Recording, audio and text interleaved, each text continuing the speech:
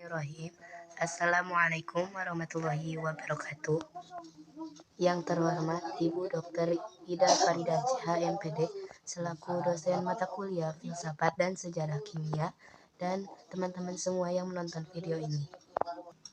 Sebelumnya mohon maaf kepada Ibu dosen dan teman-teman semua yang menonton video ini karena suara saya yang kondisinya kurang baik selama 2 hari kebelakang ini, sehingga mohon dimaklumi adanya ketidaksempurnaan di dalam video ini. Perkenalkan, nama saya Sintiawati dari kelas 3C dengan NIM 12220808100. Di sini saya akan mempresentasikan hasil belajar saya melalui 6 video yang sudah dibagikan oleh Ibu dosen, yaitu mengenai overthinking dan sesat pikir. Sesat pikir yaitu kesalahan berpikir logika yang bisa menipu orang saat mendengar argumen tersebut. Nah, ada beberapa karakteristik dalam sesat pikir, yaitu terdapat kesalahan berpikir logika dan ada unsur menipu di dalam argumen tersebut. Selanjutnya saya akan menjelaskan macam-macam sesat pikir yang ada. Yang pertama yaitu generalisasi. Nah, generalisasi ini yaitu jenis argumen di mana menggeneralisasikan sampel yang kecil sampai sampel yang terbesar. Nah, contohnya ini nih, ketika kita mencoba 2 makanan yang mengandung mayones, tetapi kita tidak menyukainya, maka kita akan berkesimpulan bahwa semua makanan yang mengandung mayones itu tidak enak. Padahal nyatanya ada beberapa makanan yang cocok sekali dengan mayones dan bisa dinilai enak oleh semua orang, termasuk yang tidak menyukainya. Selanjutnya yaitu ada argumen circular reasoning, di mana argumen ini sangat berputar-putar terus tanpa ada bukti yang bisa diklaim secara langsung. Nah, contohnya yaitu keterkaitan Al-Quran dengan kitab. Seseorang berargumen, apakah Allah itu ada? Dan jawabannya adalah ada karena tertuang di dalam Al-Quran. Lalu bertanya lagi, kenapa kita harus percaya bahwa Allah ada? Nah, jawabannya kembali lagi ke yang tadi, karena sudah tertuang di dalam Al-Quran. Jadi jawabannya itu terus berputar-putar. Selanjutnya yaitu argumen slippery slope. Nah, argumen ini adalah argumen berupa kejadian yang sangat panjang. Nah, contohnya yaitu kan semua orang itu wajib berbagi makanan. Jadi misalnya si A membagi makanan ke si B, maka si B harus berbagi makanan ke si C dan seterusnya sampai Z.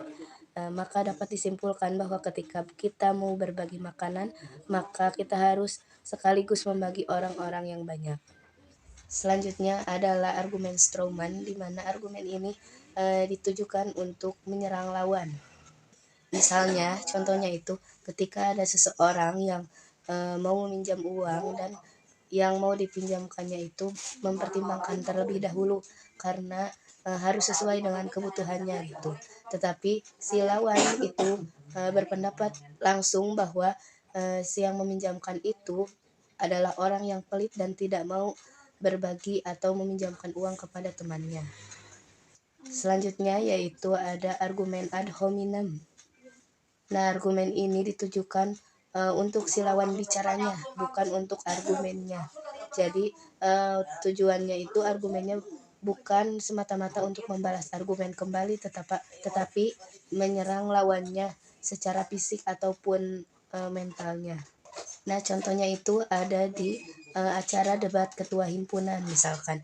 Nah, kandidat A ini berbicara bahwa yang paling penting adalah pengalaman si ketua, tetapi si kandidat B ini langsung berbicara bahwa bukan itu yang paling penting. Yang paling penting adalah umur kita memenuhi atau tidak, dan si kandidat A itu tidak memenuhi yang dibicarakan oleh si kandidat B. Artinya si kandidat B ini menyerang lawannya mengenai umurnya yang tidak cukup, tetapi melawan argumen yang diberikan kandidat A bahwa bukan pengalaman yang paling penting saat menjadi ketua himpunan. Nah, yang terakhir itu adalah argumen berupa false dikotomi. Nah, artinya di sini hanya ada 2 alternatif pilihan. Kalau tidak benar berarti salah. Begitu. Nah, contohnya itu ada yang berargumen jika vaksin tidak mengatasi orang terinfeksi atau tertular COVID, kenapa harus divaksin? Argumennya seperti itu. Maka hanya ada dua alternatif pilihan, yaitu apakah vaksin COVID mampu bekerja dengan ampuh ataupun vaksin COVID tidak bekerja dengan ampuh. Kemudian kita berlanjut ke overthinking, di mana di sini ada 3 pola di dalam overthinking tersebut. Yang pertama itu adalah pola pukul rata. Nah, di mana pola ini muncul karena adanya suatu kejadian yang membuat seseorang itu yakin bahwa pukul rata, bahwa kejadian itu akan mempengaruhi selama hidupnya. Nah, pola yang kedua adalah langsung lompat ke kesimpulan. Pola ini itu contohnya bisa dicontohkan di dalam pertemanan ya. Misalkan kita memanggil si A, tetapi si A-nya itu tidak menyapa kita kembali. Nah, itu kita akan berpikiran yang tidak-tidak. Misalkan apakah si A ini marah dengan saya ataupun ada masalah apa. Nah, pola itu belum tentu benar.